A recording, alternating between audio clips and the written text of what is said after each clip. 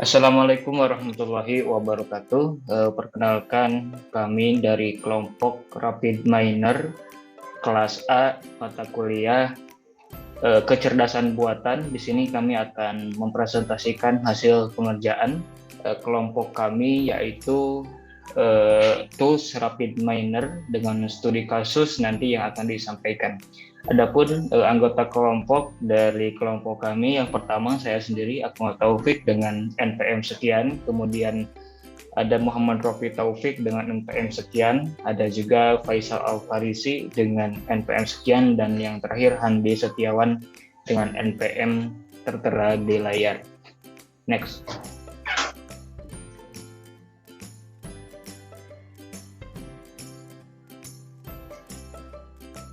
Nah, ini merupakan table of content yang nanti akan dibahas oleh kami. Yang pertama yaitu pengertian dan fitur Rapid Miner, kemudian deskripsi studi kasus, dan cara instalasi Rapid Miner, dan terakhir akan didemonstrasikan aplikasi implementasi Rapid Miner pada studi kasus yang telah kami tentukan.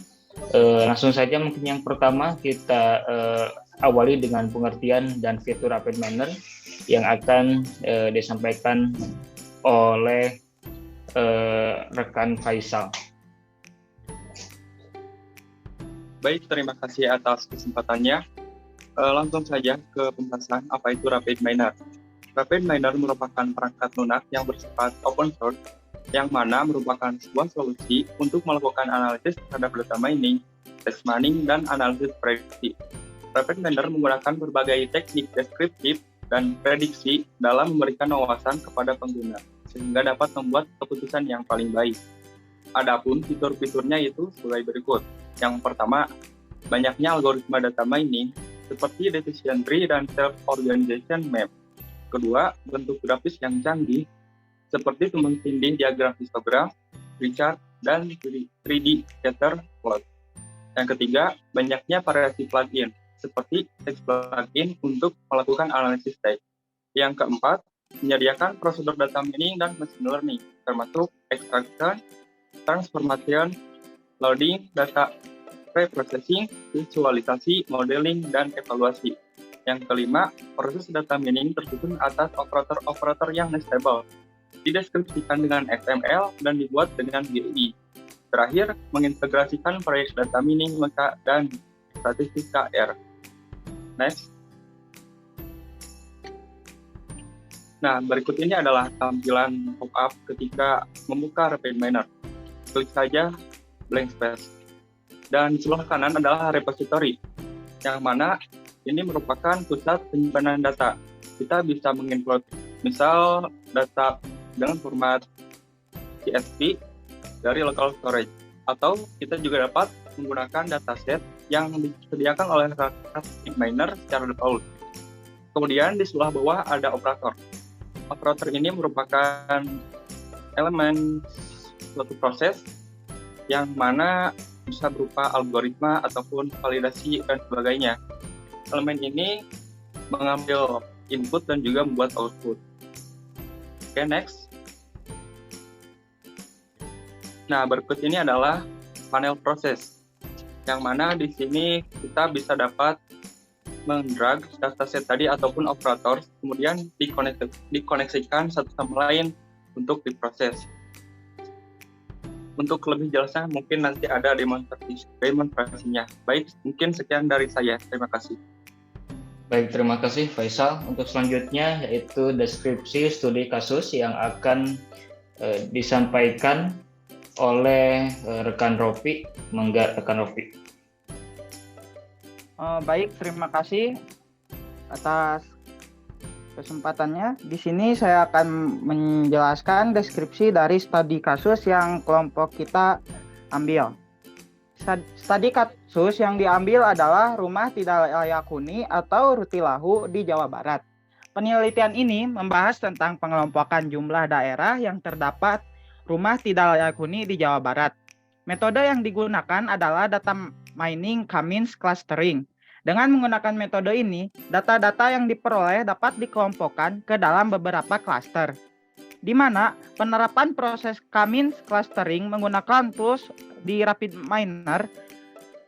Penelitian ini menggunakan sumber data yang terekam di situs Open Data Jabarprov dengan alamat URL yang telah tertera. Next. Data yang digunakan adalah data yang diambil pada tahun 2019. Kriteria yang digunakan yakni 1. Jumlah kabupaten atau kota dan kabupaten atau kota yang terdapat rutilahu. Data diolah dengan menggunakan K-means. Proses literasi dilakukan sehingga diperoleh penilaian dalam pengelompokan daerah yang terdapat rutilahu. Hasil yang diperoleh bahwa terdapat 2 kota atau kabupaten dengan klaster tingkatan C4 dengan jumlah 12 kota atau kabupaten dengan klaster tingkat C3. 3 kota atau kabupaten dengan klaster tingkatan C2. 4 kota kabupaten dengan klaster tingkatan C1 dan 6 kota atau kabupaten dengan klaster tingkatan C0. Dalam melakukan clustering, data yang diperoleh akan dihitung terlebih dahulu berdasarkan jumlah rutilahu, berdasarkan kota. Hasil rata-rata berdasarkan 2 kriteria penilaian, yakni yang pertama rata-rata jumlah kabupaten atau kota. Kemudian setelah diakumulasikan dan dicari nilai rata-ratanya, maka akan didapatkan nilai dari setiap variabel. Data tersebut masuk ke tahapan clustering dan diolah dengan K-means berdasarkan klaster yang sudah ditentukan. Sekian yang dapat saya sampaikan, saya kembalikan kepada moderator. Baik, terima kasih. Untuk selanjutnya yaitu instalasi RapidMiner yang akan disampaikan oleh Handi Setiawan.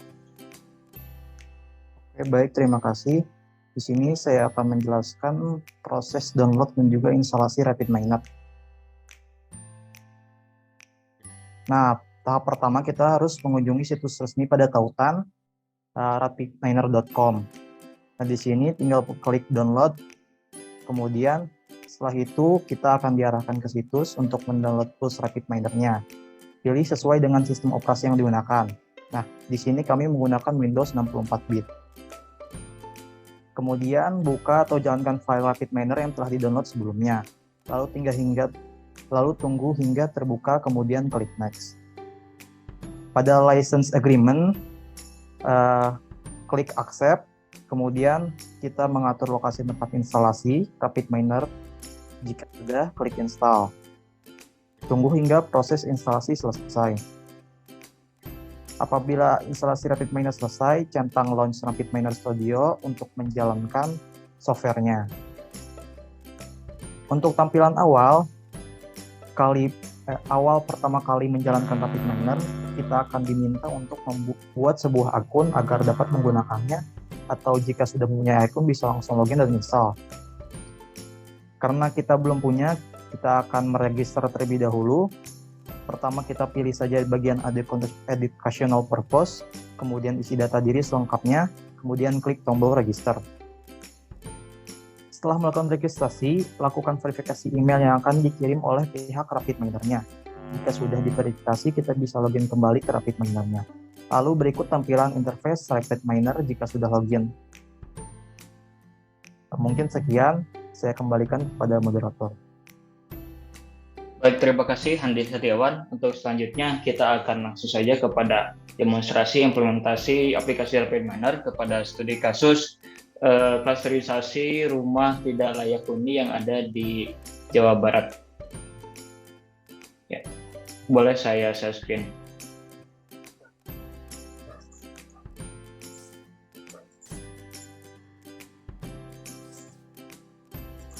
Baik, ini adalah workspace yang ada pada RapidMiner. Mulanya kita harus mencari terlebih dahulu data-data yang akan nanti digunakan untuk klasterisasi.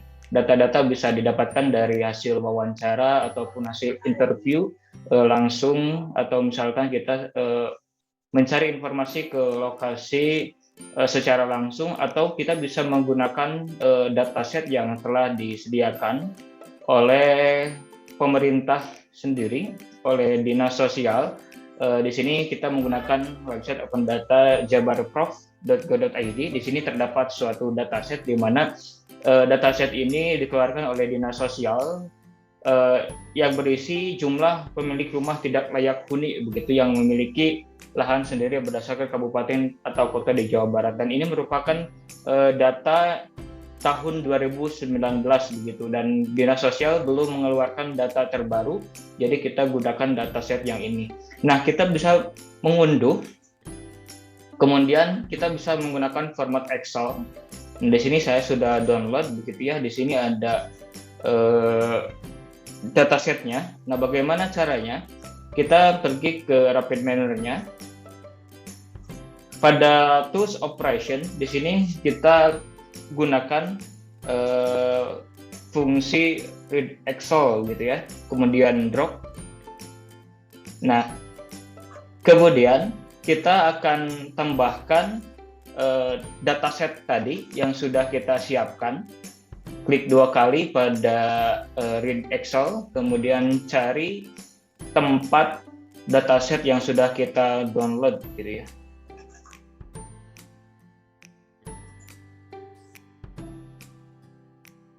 Nah, ini merupakan dataset yang tadi kita download, kemudian kita next.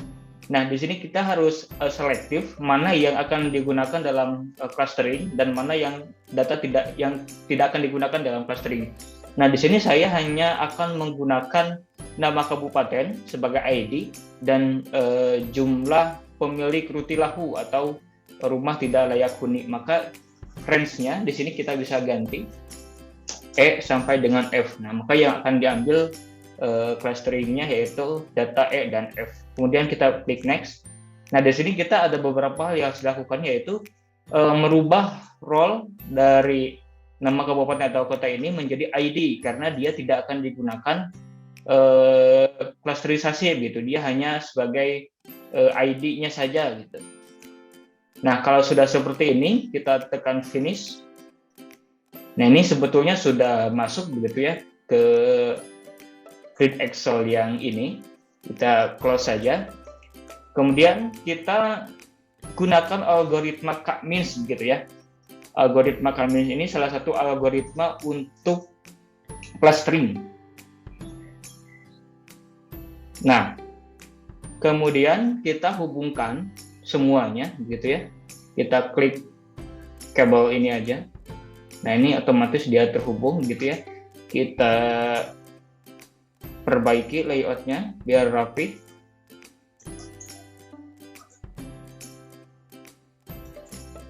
Nah, ini clustering pada K-means ini secara default dia punya 5 cluster. Namun kita bisa edit menjadi 3 cluster atau berapapun yang kita mau. Namun biasanya 5 cluster itu merupakan cluster yang terbaik biasanya begitu ya. Ini tergantung datanya juga, nanti ada pengujian, bisa diuji begitu ya cluster mana yang terbaik. Kita jalankan saja. Nah, ini merupakan hasil dari clustering model.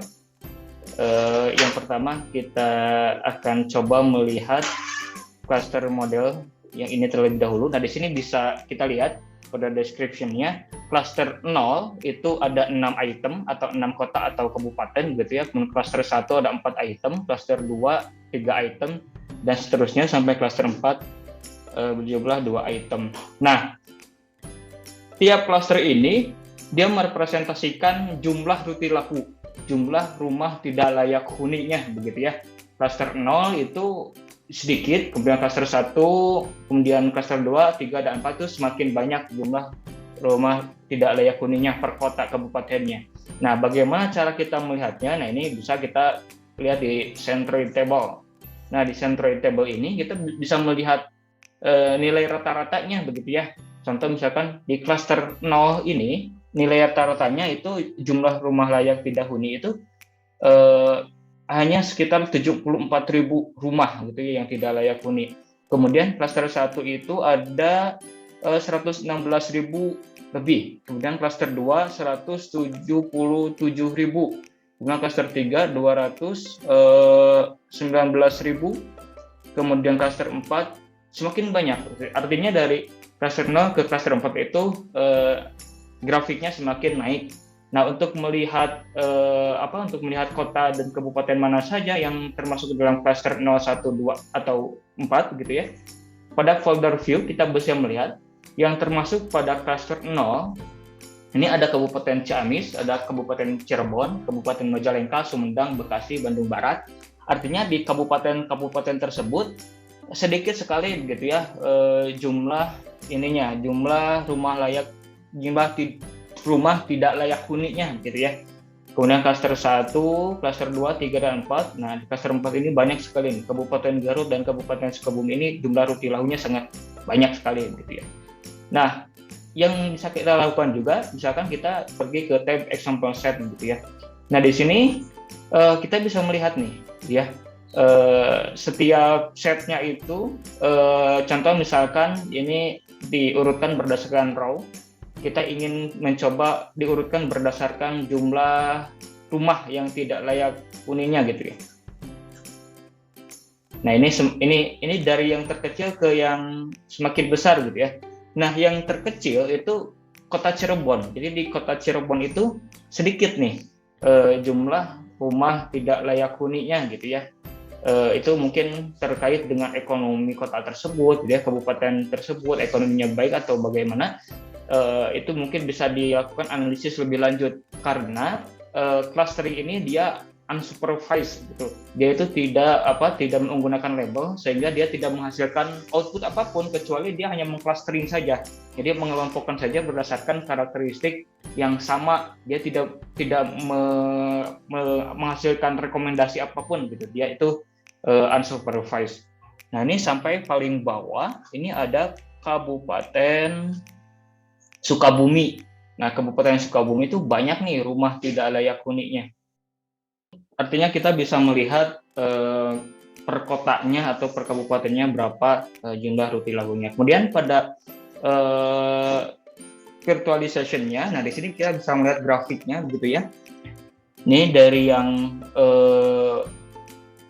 pertama itu Kabupaten Bogor, dia jumlahnya 130.000 gitu ya. Ini sampai ke bawah itu, nah ini di Kota Tasikmalaya misalkan ada 22 gitu ya, 22 rumah tidak layak huni. Nah, ini merupakan chartnya atau grafik yang bisa kita ambil kesimpulannya gitu ya, bahwa yang paling tinggi itu ya ada di Kabupaten Sukabumi gitu ya. Nah, Kabupaten ya sekitar Sukabumian gitu ya kalau melihat dari virtualization. Nah, mungkin itu yang bisa dipraktekkan pada RapidMiner implementasi terhadap studi kasus pencarian rumah layak tidak huni di setiap kota atau kabupatennya gitu ya. Sekali lagi bahwa clustering ini dia unsupervised, dia tidak melakukan rekomendasi apapun. Itu tergantung kepada kita apakah kita tujuannya untuk melakukan klasterisasi tersebut. Yang jelas di sini terdapat 5 klaster gitu ya, dari klaster 0 sampai 4, dan masing-masing kota atau kabupaten yang masuk ke dalam klaster yang sama ini menandakan bahwa dia memiliki karakteristik yang sama. Nah, dalam artian menandakan bahwa jumlah tidak layak huni, rumah tidak layak huninya itu relatif sama. Nah, itu mungkin yang bisa saya sampaikan pada demonstrasi implementasi RapidMiner untuk rumah layak tidak huni, sekaligus mungkin menutup dari presentasi kelompok RapidMiner kelas A mata kuliah kecerdasan buatan. Dari awal sampai akhir mungkin kami memohon maaf ya sebesar-besarnya jika banyak terjadi kekurangan. Wassalamualaikum warahmatullahi wabarakatuh.